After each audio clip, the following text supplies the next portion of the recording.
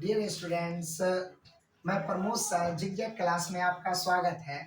आज हम class 10th के हिंदी का जो 2023 के एग्जाम के लिए काफ़ी महत्वपूर्ण है उसको हम जानने का कोशिश करेंगे। तो चलिए, यहाँ लगभग 10 प्रश्न हैं। इन 10 प्रश्न का हम उत्तर जानने का प्रयत्न करते हैं। पहला प्रश्न है, जित जित मैं निरखत हूँ पाठ के लेखक कौन है? तो जित जित मैं निरखत हूँ पाठ के लेखक पंडित बिरजू महाराज। अगला प्रश्न है, परंपरा का मूल्यांकन है। ये पूछ रहा है परंपरा का मूल्यांकन पाठ की कौन सी विधा है? तो ध्यान रखेंगे, हम पहले इसके लेखक को जान लेते हैं कि हमारी जो भारत की परंपरा है वो राम के काल से ही चलती आ रही है, जिसके कारण हम इसके लेखक याद रखेंगे राम विलास शर्मा। और ये पाठ की विधा मतलब निबंध है। तो पूछा परंपरा का मूल्यांकन है, इसका आंसर होगा निबंध।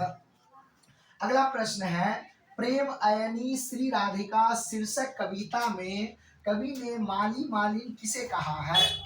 तो प्रेम अयनी श्री राधिका शीर्षक कविता में कवि ने माली कृष्ण को और मालिन राधा को कहा है। इसका आंसर होगा कृष्ण राधा। अगला प्रश्न है, इन मुसलमान हरिजन पे कोटिन हिंदू बार ये किसने कहा था?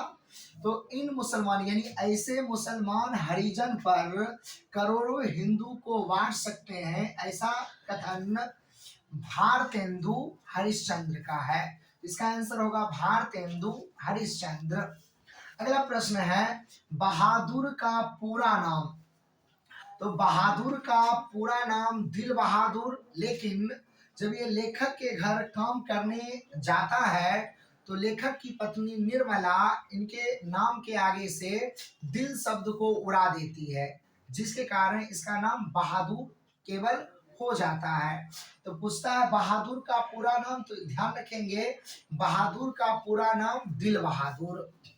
अगला प्रश्न है, मछली शीर्षक पाठ में खरीदी गई मछली में कितनी मछली जिंदा थी? ये प्रश्न है, कितनी मछली जिंदा थी? कुल 3 मछली को खरीदा गया था और एक मछली जिस वक्त खरीदी गई थी उसी वक्त मर गई थी। तो पूछेगा कुल कितना मछली खरीदा गया? तो 3 मछली। और पूछा कितनी मछली जिंदा थी? इसका आंसर होगा 2, यानी कुल 2 मछली जिंदा थी। अब यहाँ है कुछ व्याकरण से संबंधित प्रश्न है। सुरेश कौन संज्ञा है? तो सुरेश एक खास नाम है, ये हो जाएगा व्यक्तिवाचक संज्ञा, यानी सुरेश व्यक्तिवाचक संज्ञा। इसी में अगर मान लीजिए यहाँ लड़का रहता तो लड़का हो जाता जातिवाचक। ठीक। अगला, भाई बहन कौन सा समास है? तो भाई बहन हो जाएगा द्वंद्व समास, यानी भाई बहन में द्वंद्व समास है। अगला प्रश्न है, विधवा शब्द का विलोम, यानी विलोम अर्थात उल्टा।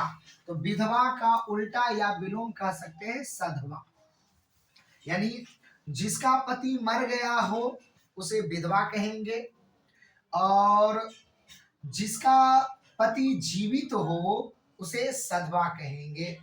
ठीक।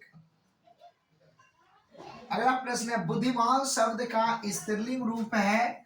तो बुद्धिमान शब्द का स्त्रीलिंग रूप होगा बुद्धिमती। तो आप लोग इन 10 प्रश्न को अपने कॉपी में नोट करेंगे और आज बस इतना ही रहने देते हैं। धन्यवाद।